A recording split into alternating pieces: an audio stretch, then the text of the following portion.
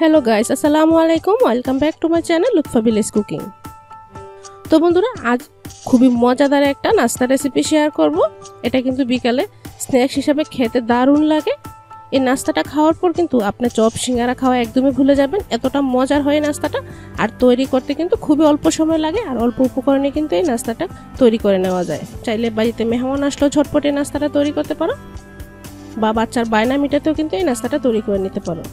তো বন্ধুরা, এই সহজ নাস্তা রেসিপিটা যদি তোমাদের ভালো লেগে থাকে তাহলে অবশ্যই চ্যানেলটাকে সাবস্ক্রাইব করে নেবে।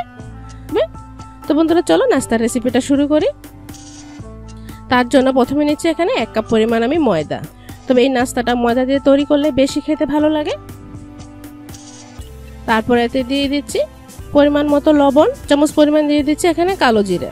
এখন আমি শুকনো উপকরণগুলো ভালো করে একটু মিশিয়ে নিব। তো বন্ধুরা দেখো, মিশানো হয়ে গেছে। এখানে আমি দিয়ে দিচ্ছি 2 চামচ পরিমাণ তেল। তো এই নাস্তায় কিন্তু তেলের পরিমাণটা একটু বেশি দিতে হবে ময়ামের সময়। এখানে আমি 1 কাপের জন্য কিন্তু 2 টেবিল চামচ তেল ইউজ করেছি। যেভাবে আমরা সিঙ্গারা তৈরি করতে ইউজ করি, তেলের পরিমাণটা একটু বেশি দিতে হয়। এখন ভালো করে ময়ামটা করে নিতে হবে। ময়াম যদি পারফেক্ট হয় তাহলে এভাবে মুট করলে কিন্তু দলা বাগিয়ে যাবে। এখন আমি নর্মাল পানি অ্যাড করে একটা ডো তৈরি করে নিব। এভাবে অল্প অল্প পানি অ্যাড করব আর ডোটা খুব সুন্দর করে তৈরি করে নিতে হবে। তো দেখো, ডোটা কিন্তু একটু অমসৃণ হবে, এতটা কিন্তু মসৃণ হবে না। এরকম করেই কিন্তু ডোটা তৈরি করতে হবে। এখন ডোটাকে একটু গোল করে উপরে একটু তেল লাগিয়ে নিচ্ছি, যাতে রেস্টে রাখার পর উপরটা ড্রাই না হয়ে যায়। তো এখন আমি ঢাকা দিয়ে এটাকে 10 মিনিট রেস্টে রেখে দিচ্ছি।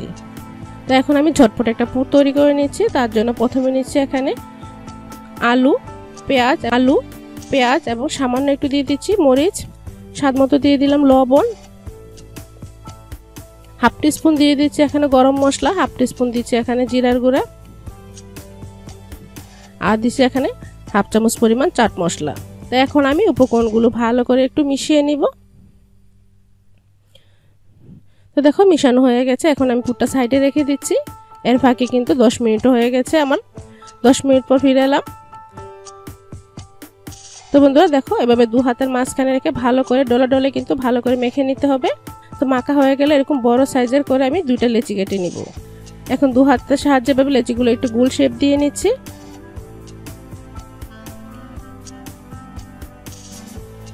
তো দেখো, এভাবেই কিন্তু 2টা লেচি আমি গোল শেপ দিয়ে নিব। যেহেতু ডোটা একটু শক্ত, তাই কিছুটা সমস্যা হতে পারে, তাই খুব ভালো করে কিন্তু গোল শেপ দিয়ে নিতে হবে। আর এই নাস্তার জন্য কিন্তু ডোটা একটু শক্তই রাখতে হবে। তো এখন আমি একটা লেচি রেখে দিচ্ছি, আর একটা লেচি সামান্য একটু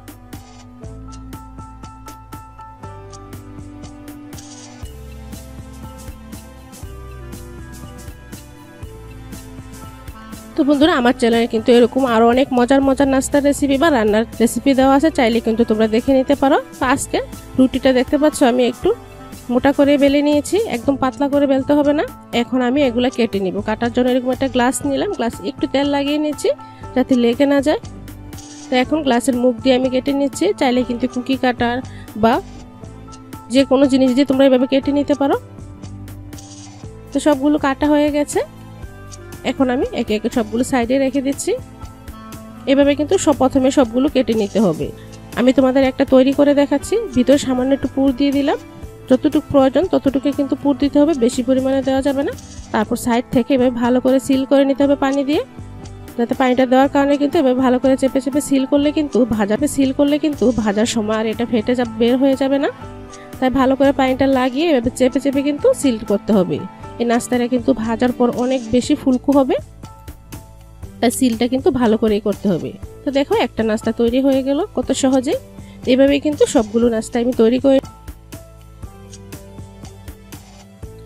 এখন আমি নাস্তাগুলো ভাজবো। চুলার হিটটা মিডিয়ামে রেখে আমি নাস্তাগুলো ভাজছি। যখনই দেখবে এক সাইড ভাজা হয়ে গেছে তখন এটাকে উল্টিয়ে দিতে হবে। যে কোনো নাস্তা কিন্তু হাই ফ্লেমে ভাজলে কিন্তু বন্ধুরা দেখো গায়ে কিন্তু ঘামাচির মতো বিচি পড়ে, আর মিডিয়াম ফ্লেমে বা লো ফ্লেমে ভাজলে কিন্তু এই নাস্তাটা খুবই মসৃণ হয়, দেখতেও কিন্তু অনেকটাই সুন্দর হয় আর খুবই ক্রিস্পিও হয়। তো দেখো, উল্টে পাল্টে একটা গোল্ডেন ব্রাউন কালার করে ভেজে নিয়েছি। আজকে কিন্তু একদম ডার্ক কালার করব না, একটু লাইট কালার করে আমি ভাজবো। সেম প্রসেসে আমি দ্বিতীয় বেসগুলো ভেজে নেব। তো বন্ধুরা আমার এই সহজ নাস্তাগুলো রেসিপিগুলি তোমাদের ভালো লাগে তাহলে অবশ্যই ফ্রেন্ডস অ্যান্ড ফ্যামিলির মাঝে বেশি বেশি শেয়ার করে দিবে। আর বন্ধুরা ভিডিওটা দেখে চলে না গিয়ে প্লিজ ছোট্ট একটা লাইক দিবে।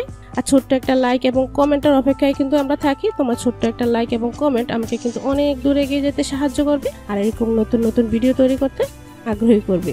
তো আশা করছি সহজ রেসিপি দিয়ে নাস্তাটাও তোমাদের ভালো লাগবে প্লিজ বন্ধুরা একবার হলো বাসায় ট্রাই করবে। আশা করছি বাচ্চা থেকে বড় সবাই একদম চেটে পুটে খাবে। তো দেখো ভিতরটা কতটা পারফেক্ট হয়েছে। তো আজ এখানে শেষ করছি, নেক্সট ভিডিওতে আবার দেখা হবে। আল্লাহ হাফেজ, আসসালামু আলাইকুম।